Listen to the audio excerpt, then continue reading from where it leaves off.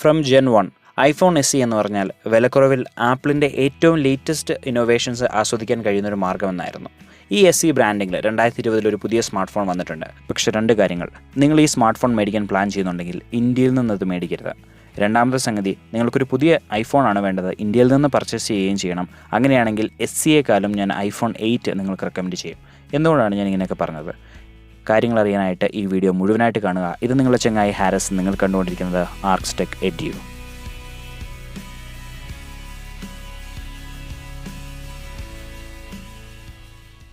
ചെറിയ ചില മാറ്റങ്ങൾ ഒഴിച്ചാൽ 2017 ഇറങ്ങിയ iPhone 8 ഒരു റീമേക്കാണ് 2020 iPhone SE. ഒരു മാറ്റം, ആ ആപ്പിൾ ലോഗോ ഇച്ചിരി താഴത്തോട്ട് വന്നിട്ടുണ്ട്.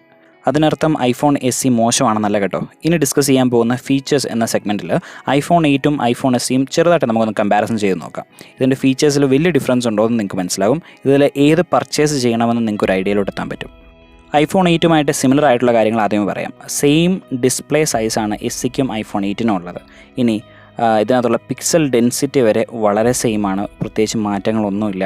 ഒരു ചെറിയ ഡിഫറൻസ് മാത്രം, iPhone 8ൽ 3D ടച്ച് ഉണ്ടായിരുന്നു, SEയിൽ അത് ഹാപ്റ്റിക് ടച്ച് ആയിട്ട് മാറും. iPhone 8ൻ്റെ കേസുകളെല്ലാം iPhone SEയിലും വർക്കാവും, കാരണം സെയിം ബോഡി ഡയമെൻഷൻസ് ആണ്. ഇനി ഫോണിൻ്റെ ബാറ്ററിയുടെ കാര്യം പറയുമ്പോഴാണ് ഏറ്റവും വലിയ കോമഡി. iPhone 8ൻ്റെ കപ്പാസിറ്റി എത്രയെന്ന് വെച്ചാൽ last about same as iPhone 7. അപ്പോൾ iPhone SEയുടെ battery capacity same as iPhone 8.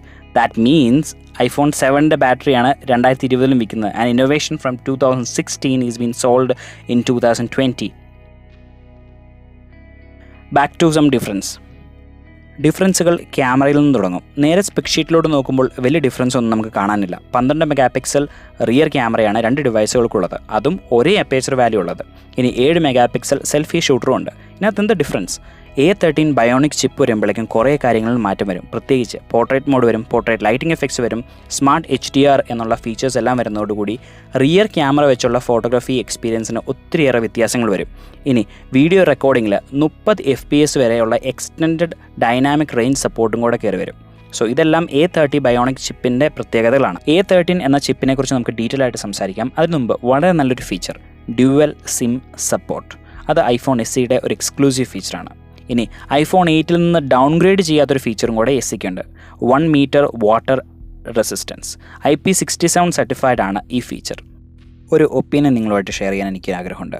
A13 bionic എന്ന ചിപ്സെറ്റ് ഈ ഡിവൈസിന് ആവശ്യമായിരുന്നു. iPhone 11 Proയിൽ വരെ ഉപയോഗിക്കുന്ന ഒരു ചിപ്സെറ്റാണ് A13 ബയോണിക്. ആപ്പിളിൻ്റെ ഒരു സ്ട്രാറ്റജി അനുസരിച്ച് ആപ്പിളിൻ്റെ എല്ലാ ഡിവൈസുകൾക്കും ഈ വർഷം ഈ ചിപ്പ് തന്നെ കൊടുക്കണം, അതെല്ലാം സമ്മതിച്ചു. പക്ഷേ ഒരു ക്യാമറ മാത്രമുള്ള ഒരു ഡിവൈസിൽ 4.7 ഇഞ്ച് HD ഡിസ്പ്ലേ ഉള്ളൊരു ഡിവൈസിന് ഇത്രയും പവർഫുൾ ആയിട്ടുള്ളൊരു ചിപ്പ് കൊടുത്തിട്ട് നിങ്ങൾ എന്താണ് അച്ചീവ് ചെയ്യാൻ നോക്കുന്നത്? ഒരുമാതിരി ഫെരാരിയുടെ എൻജിൻ കൊണ്ട് റെനോയുടെ ക്വിഡിൻ്റെ അകത്ത് വെച്ച പോലെ ഇരിക്കും. A13 ഈ ഫ്രെയിമിലോട്ട് അക്കോമഡേറ്റ് ചെയ്യേണ്ട എന്ത് ആവശ്യം ഉണ്ടായിരുന്നു? A12 ഇവിടെ കൊടുക്കുവാണെങ്കിൽ പോലും നമ്മളെല്ലാം അതിനെ അപ്രിഷ്യേറ്റ് ചെയ്തേനെ. കാരണം A12 കൊടുത്തിട്ട് അല്പം വില കുറയ്ക്കുകയോ മറ്റെന്തെങ്കിലും ഒരു ഇന്നോവേഷൻ ഇൻക്ലൂഡ് ചെയ്യുകയോ ചെയ്യായിരുന്നു. ഫോർ എക്സാമ്പിൾ, ഡിസ്പ്ലേ എന്തുകൊണ്ട് OLED ആയിക്കൂടാ? ഇനി ആപ്പിളിനോട് പറഞ്ഞിട്ട് കാര്യമില്ലെന്നറിയാം, ഡിസൈൻ അല്പം ഒന്ന് ചേഞ്ച് ചെയ്യായിരുന്നു. 2016 തൊട്ട് ഈ ഡിസൈൻ തന്നെയല്ലേ? എന്തെങ്കിലും ഒരു ഇന്നോവേഷൻ ചെറുതായിട്ട്, കമ്മത്ത് പറഞ്ഞ പോലെ കുറച്ച് ഇന്നോവേഷൻ കാണാൻ കൊടുക്കുമോ? കുറച്ച് തുള്ളി മതി. അതൊക്കെയാണ് നമ്മുടെ ഒരു ഒപ്പീനിയൻ. അല്പം വില കുറച്ചായിരുന്നെങ്കിൽ ഈ ഡിവൈസിന് അല്പം കൂടെ റീച്ച്, ഫോർ എക്സാമ്പിൾ ഡെവലപ്പിംഗ് മാർക്കറ്റിൽ അല്പം കൂടെ റീച്ച് ലഭിക്കുമായിരുന്നു. ഇനി പ്രൈസിങ്ങിൻ്റെ കാര്യത്തിൽ എന്തുകൊണ്ടാണ് ഈ ഡിവൈസ് ഇന്ത്യയിൽ നിങ്ങൾ വാങ്ങരുതെന്ന് പറഞ്ഞുതരാം. ഒറിജിനൽ iPhone SEയുടെ ബോക്സാണ് എൻ്റെ കയ്യിൽ ഇരിക്കുന്നത്. അതിനകത്ത് നിങ്ങൾ ശ്രദ്ധിക്കുകയാണെങ്കിൽ MRP പ്രൈസ് 26,000 രൂപയാണെന്ന് കാണാൻ കഴിയും. ഇപ്പോൾ വന്നിരിക്കുന്ന iPhone SE 2020യുടെ ഇന്ത്യയിലെ വില 42,500 രൂപയാണ്. പുതിയ ഐഫോൺ, പുതിയ വില, സ്വാഭാവികം.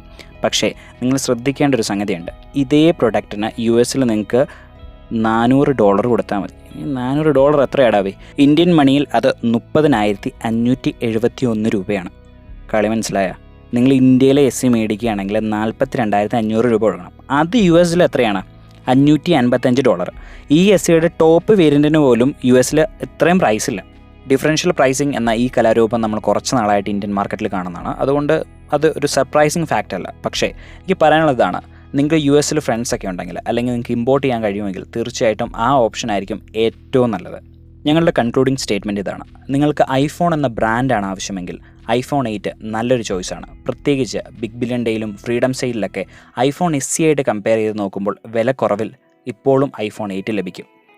പക്ഷേ ആപ്പിളിൽ നിന്നുള്ള ഏറ്റവും ലേറ്റസ്റ്റ് ഇന്നോവേഷൻ നിങ്ങൾക്ക് ഇമ്പോർട്ടൻ്റ് ആണെങ്കിൽ A13 എന്ന ചിപ്സെറ്റ് നിങ്ങൾക്ക് പ്രയോറിറ്റി ആയിട്ട് തോന്നുന്നുണ്ടെങ്കിൽ, ഡ്യുവൽ സിം ഒരു ആവശ്യമാണെന്ന് തോന്നുന്നുണ്ടെങ്കിൽ iPhone SE ആണ് നിങ്ങൾക്കുള്ള iPhone.